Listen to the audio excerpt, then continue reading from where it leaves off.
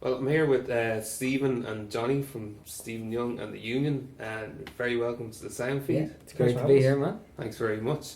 So, I suppose we kick off and just kind of a brief talk about like how you guys started off. You're kind of going now, about 6 years now at this stage, and Yeah, about that. I started the sort of the original lineup of this in sort of late 2008, 2009. yeah, And totally different lineup to the lineup that we have now. People always seem to leave me. and leave it at don't develop that point anymore. Just Well, I will actually. I'm gonna have to. No, I won't. Yeah, no. Our original drummer went to Switzerland, and then our original bass player was getting very busy with work. He was starting to do well in the business world and things like that. And they turned on pretty much around the same time. And we're like, we can't do it. One guy wasn't going to be in the country, and another guy was too busy. So I had known Johnny from the rehearsal studio we used to work in, and same with Stevie, our bass player. So it was kind of, we played a good few gigs together, and I would have heard Johnny's skills, and I said, he's the man for me. You weren't going in blind with Johnny. You were like, you knew. No, I knew Johnny, and and even like personally, we'd gone way back, and I think I had to play 6 gigs. I think that was it. That's where I signed up for. 6. Actually, initially you did only kind of come in as kind of like, I'll help you out for a bit, because we had the first album coming out, and we had to tour that. So we had the launch, and we had 2 launches: the single launch, the album launch, and we'd a couple of dates around the country. So Johnny kind of initially came in just to kind of give me a dig out, and then at the end of that, I was like, I was just like, you're not going anywhere, man. Yeah. What do you want? You're staying, So then from there, I found our piano player, Kenny, on my stag night. Cool. We did a Shannon cruise. Emerald Star, I hope. What? Was it Emerald Star, I hope? I can't remember. Yeah. I drank an awful lot of it.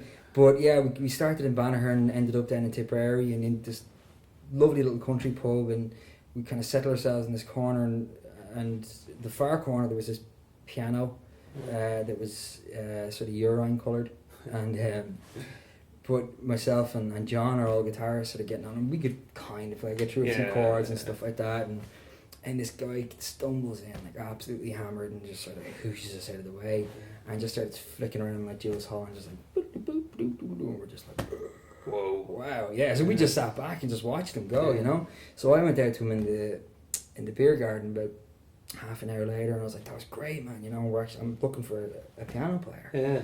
He's like, yeah, stocious. So he took down the name of the band and everything, and in the meantime we'd been on The View, and it's been played, we played on Radio 1 and all that kind of stuff, and the next morning he woke up and looked at this thing on his phone, and he thought, his mates were having him on. And so he didn't ring me back for a week, because he said he wanted to ring around all his mates first to make sure that none of them were having him on.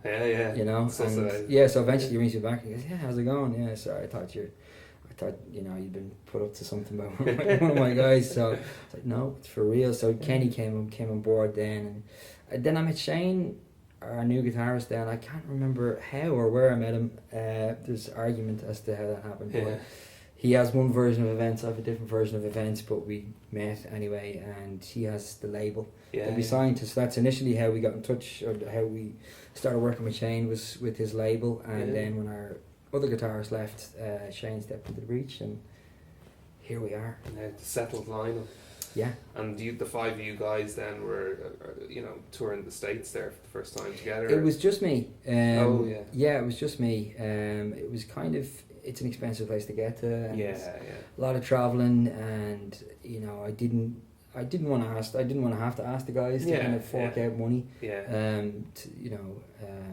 To follow me around, and but it was good. It was nice to kind of get there and kind of suss out the situation. And how did you find the kind of the audiences compared to here? Like, were they?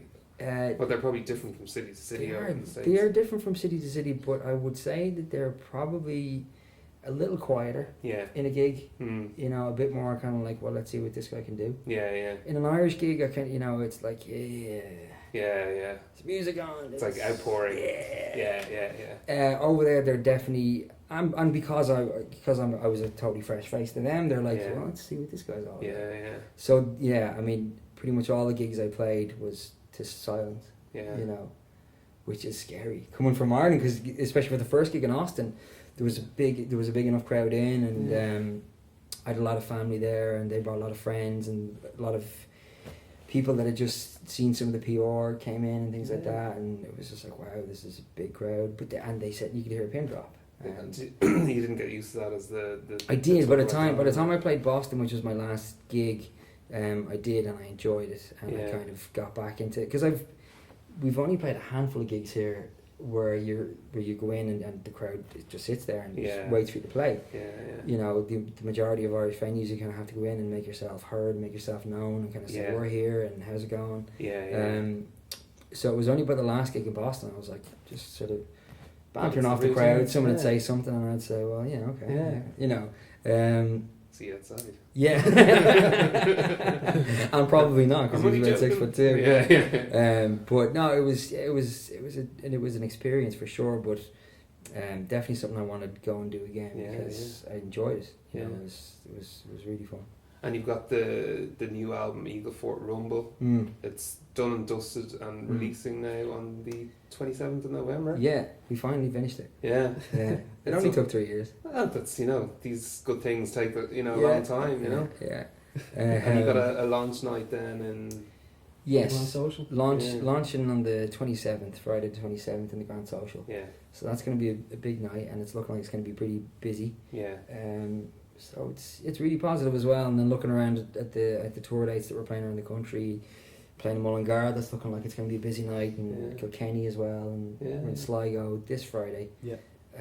So yeah, it's all go. It's all go. I'm looking forward to chilling out after all this. Looking forward to tucking into your Christmas dinner at this stage. I think it's the week before Christmas we kind of finish up.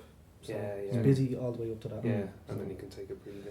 And if people want to pick up a copy of the album, they can get it on iTunes, or they can go to our website and get all the pre-order info from there. So if they want to pick themselves up a CD, there's also CDs being sold at Tower Records in Dublin, Roller Coaster Records in Kilkenny, and that's it for Ireland. And then in the States, being sold out of Grimey's in Nashville, and being sold out of Ragged Records in Davenport. Wonderful. So yeah, well, really looking forward to the launch night and hearing it live. Yeah, it's going to be great. Yeah, we were only saying that today. We're actually really buzzing about pumped this. For it. Yeah, big time. Yeah. Well, thank you so much for coming Cheers, in, thanks Steve a million. and Johnny. Thanks a million. Thanks it's been a a lot. pleasure. Thanks. Cheers.